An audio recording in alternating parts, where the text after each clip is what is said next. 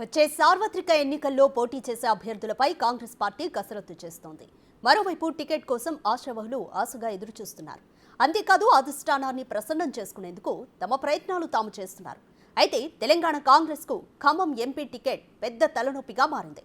ఈ టికెట్ కోసం ముగ్గురు మంత్రులు పోటీ పడుతున్నారు. తమ వారికి టికెట్ ఇప్పించేందుకు సాయశక్తులా ప్రయత్నిస్తున్నారు.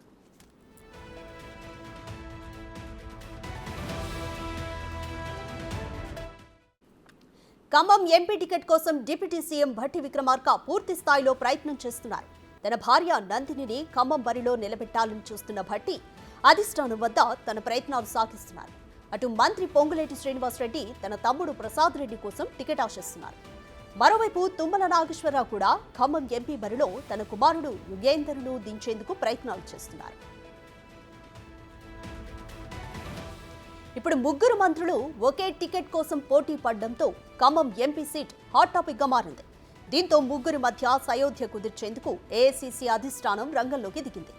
ఈ బాధ్యతను తెలంగాణ కాంగ్రెస్ ఇన్ఛార్జ్ దీపాదాస్ మున్షికి అప్పగించారు. ఈ మేరకు ఆమె ఇవాళ సాయంత్రం ఖమ్మం జిల్లా ముఖ్య నేతలతో సమావేశం నిర్వహించనున్నారు.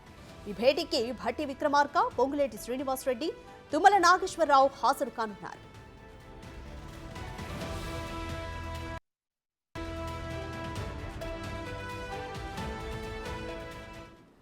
మోర్ డీటెయిల్స్ మా ప్రతినిధి సాదిక్ అందిస్తారు.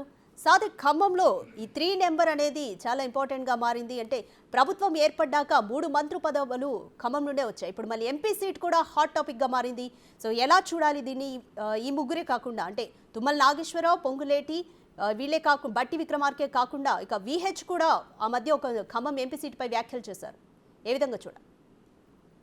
ప్రధానంగా ఖమ్మం పార్లమెంట్ సెగ్మెంట్ అన్నది కాంగ్రెస్ పార్టీకి కంచుకోట. మొదటి నుంచి కూడా కాంగ్రెస్ పార్టీ డెఫినెట్గా అక్కడ గెలిచే సీటు కావడంతో ముగ్గురు మంత్రులు, ఆ జిల్లా సంబంధించిన ముగ్గురు మంత్రులు కూడా తమ కుటుంబ సభ్యులకే రావాలని ఎవరికి వారు ప్రయత్నం చేస్తున్నారు. ఢిల్లీలో లాబింగ్ చేస్తున్నారు. అంతేకాకుండా తమ ప్రయత్నాలను ముమ్మరం చేస్తున్నారు. అందులో భాగంగానే మనకు ముగ్గురు మంత్రులు ఉన్నటువంటి డిప్యూటీ సీఎం బట్టి విక్రమార్క తన వారి యొక్క మిస్సెస్ అయినటువంటి నందినికి టికెట్ కోసం ఆయన విశ్వ ప్రయత్నాలు చేస్తున్నారు. ఇప్పటికే ఢిల్లీ లాబింగ్ కూడా చేస్తూ ఉన్నారు.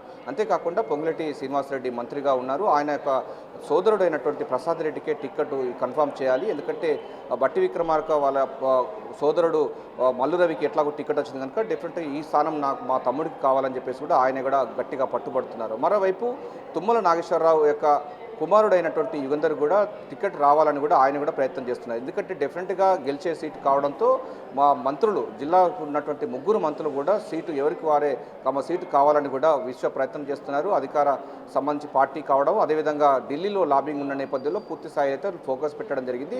ఈ నేపథ్యంలో ఏఐసీసీ కూడా పూర్తి స్థాయిలో కూడా తలనొప్పిగా మారిన నేపథ్యంలో దీపాదాస్ మున్షికి యొక్క సయోధ్యను కుదిర్చే పనిలో చేయాలని కూడా ఆమెకు ఆదేశాలు జారీ చేశారు. సో సాయంత్రం 4 గంటలకు ఈ యొక్క ముగ్గురు మంత్రులతో పాటుగా ముఖ్యమైన నాయకులతో కూడా దీపాదాస్ మున్షి సయోధ్య కుదిర్చే ప్రయత్నం చేయబోతున్నట్టుగా మనకు గాంధీభవన్ వర్గాలు చెప్తున్నాయి. ఈరోజు సాయంత్రం 4 గంటలకు దీపాదాస్ మున్షి మంత్రి మంత్రిగా ఉన్నటువంటి బట్టి విక్రమార్క, అదేవిధంగా తుమ్మల నాగేశ్వరరావుతో పాటుగా పొంగులేటి శ్రీనివాసరెడ్డితో ముగ్గురుతో కూడా సయోధ్య కుదిర్చే పనిలో పడే అవకాశం ఉన్నట్టుగా తెలిసింది. ఒక సీటు పైన కూడా క్లారిటీ వచ్చిన తర్వాత ఏఐసీసీకి ఇన్ఫామ్ చేయాలని కూడా దీపాదాస్ మున్షికి ఆదేశాలు జారీ చేసిన ధర్మిలో ఈ సీటు ఎవరికి వస్తుందనిపైన కూడా చాలా ఎవరి లెక్కలు వారు చేసుకున్నప్పటికీ ప్రసాద్ రెడ్డికే టికెట్ మొగ్గు చూపే అవకాశం ఉన్నట్టుగా అయితే గాంధీభవన్ వర్గాలు చెప్తున్నాయి. కానీ డిప్యూటీ సీఎం ఉన్న మల్లు బట్టి విక్రమార్క కూడా తన యొక్క భార్య ఉన్నటువంటి నందినికి టికెట్ కోసం ప్రయత్నం చేస్తున్నారు.